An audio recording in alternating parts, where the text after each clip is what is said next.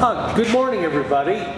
Morning. Eve of our 60th anniversary, Rod and Leona Brakke have graciously volunteered to talk about a little bit of the history of St. Luke and what brings them to it, what they've enjoyed about it over the years. Well, actually, when we first learned about St. Luke, it was actually back in November of 1964, when it was just started to be formed by St. Paul's in Benson. And I was a senior in college at Dakota Wesleyan, and our choir sang at St. Paul's one Sunday morning. And I just love that area around Benson. And so I said to Rod, let's go interview when OPS and Westside came to the campus to interview. And we were both offered jobs, and we decided Omaha was where we would like to live, kind of based on liking St. Paul's Church. So we started teaching here in 1965, and Rod? I was assigned to Beverage, which is, of course, as you know, just down the street here from the church. And in my class happened to be a young man by the name of Vern Golf. And of course, he was the son here of Reverend Golf. And so that's kind of how our connection started out, with the Golf family and then a little bit with the church. But also at that time, the church had their Sunday morning worship in the gymnasium at Beverage for, I think, probably at least maybe a couple of years, as they were accumulating money to build the church and doing whatever. Also at that time, a gentleman by the name of John Johnette, who was very, very active in the church at that time, and had a son as well, and his son was good friends with Vern's son, Vern Golf. So I had both those kids in class. So that's kind of how the association started out. And then, kind of interesting, Vern asked me, Reverend Golf asked me, they were going to be, well, that was before the church, that was when the church was built.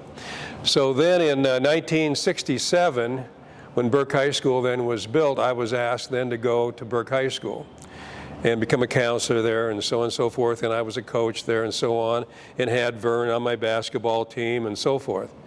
So then Vern asked us, at that time then the church was then built. And we were still going. I taught at Jefferson School, which is down on 42nd Street. So we lived down there because we only had one car.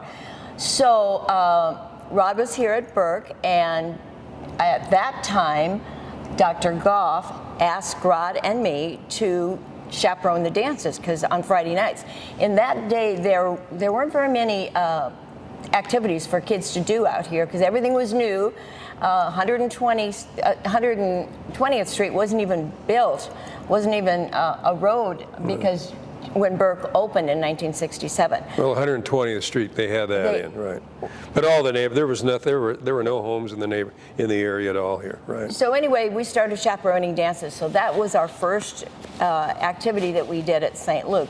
Then in the early 70s, we had children by then, and St. Luke met the needs of the community by having both a preschool and a child care, because a lot of mothers stayed home from work, as I did for 10 years, and so we entered our kids into preschool here. So it was the best preschool in the area at that time, and I think it's still one of the best preschools. So then in the late 70s, we went to Hanscom Park Church at that time. Down on 42nd and Center. Because that's where we used to live. But we had moved to Trentwood, and we decided, maybe we better join St. Luke. So in 77, we joined late. Well, and our kids were going to school with kids out here in the community. And so why wouldn't we do that? Okay, so the kids could be going to church, Sunday school, whatever, with kids that they knew. And so that's how we started at St. Luke. Now, in the 80s, the boutiques started, because boutiques were big then, and I always enjoyed the boutiques. First thing I did when I joined here was join the choir. So I've sung in the choir here since the 70s through, I think, about 13 different choir directors, so it's been a long time. Then in the 70s, we started women's luncheons, and I remember the first women's luncheon was downstairs in the room that we have Sunday morning worship now. But then we built the great room was built, and we had the luncheons up there, and then it came to be the 80s, and in the 80s, they didn't. Oh, I first need to talk about the community fellowship groups. Yeah. Because most people that went to church here lived around there, and so. Well, let me just interject Okay. here. Vern, I thought that Vern had this great idea. I thought it was a great idea, and that was to have these fellowship groups out within the community, and that they would meet probably once a month. I think that was kind of the standard. Once a month, these groups, these folks would meet in there, and they would take turns in their various houses. And his idea of that was, of course, was that they would develop some relationships with one another within the church situation, and then of course would bring that into the church on Sundays and throughout the week. So anyway, go ahead. We were in a fellowship group, the Trentwood Montclair Fellowship Group, and then the Leewood West Fakers Fellowship Group joined us. So the fellowship group. They had at one time how many? They had a lot. They had probably, Yeah. I don't know, maybe 8 to 10 fellowship groups at And one time. Ours still was functioning up until maybe just a few years ago, so that we always met once a month and did something. So that was a way for them to meet people in the community, which was good. Then in the 80s, the boutique started, like I say, in the luncheons. And then in the 90s, they didn't want lunches here in the great room. And I don't know if that was when the sanctuary was built. But our son, actually, who's 50 now, was the first confirmation class that was confirmed here at St. Luke. Oh, I forgot to talk about the Wednesday night groups. We had Wednesday night children's ministry during that time, and we had huge numbers of children. But remember, in those days, I was teaching at Columbian, and we were told, don't assign any homework on Wednesday night. Wednesday nights is church night. That's all changed in the last 20, 30 years, because now we have all these athletics, the sports events, and so the Wednesday night group was huge back in those days. Yeah, coaching, when I was coaching over at the high school over here, that was also one of the things in general, I think, in the public school system, that you stayed away from doing any games or any practices or whatever on Wednesday nights. That was considered the church night for churches to have their youth, for their programs. And so that kind of went on. And of course, times have, unfortunately in my opinion, that time has changed to that and whatever. So in the 2000s, when Dr. Goff left, then we started a lot more women's groups. We've never had a UMW as such, like they did at Hanscom Park Church, but they had their women's interest groups. The quilting group and the book study group, and so. The neighborhood fellowship groups that we had, they lost interest in doing that, but they had other groups that replaced those fellowship groups. I think the reason we like St. Luke, and we've gone here for so many, many years and been a part of it, is that they have a strong emphasis on doing things for children and youth, which is good.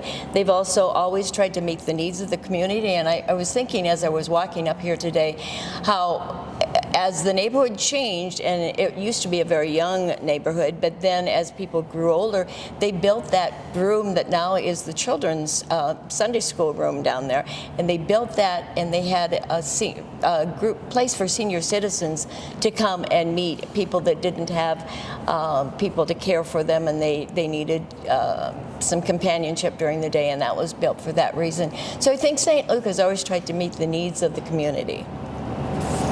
Do you have anything else to add? No, other than just the fact is that, it started out being a very young community that built all these houses eventually, and those were young families, and that's why the church had a larger congregation at that time.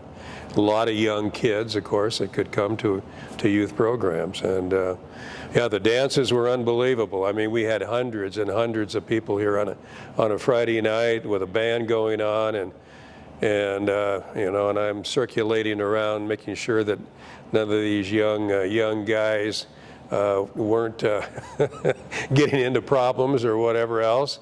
And so that was an interesting time, and I know Vern appreciated that a lot. In fact, And it was a way to meet the needs of the community at that time. And again, exposing the church to the community, okay, by all those young kids coming in here from the west, basically from the west Omaha for the most part. And now we're looking forward to the new sanctuary. So always again to meet the needs of the community. So In constant transition, right? Great. Okay. Great. Rod, Leona, hey, thank you for sharing your experience over the years here with St. Luke. It's been very interesting. I'm sure everybody's going to enjoy hearing. Thank you again. you're Thank you. welcome. Thank you.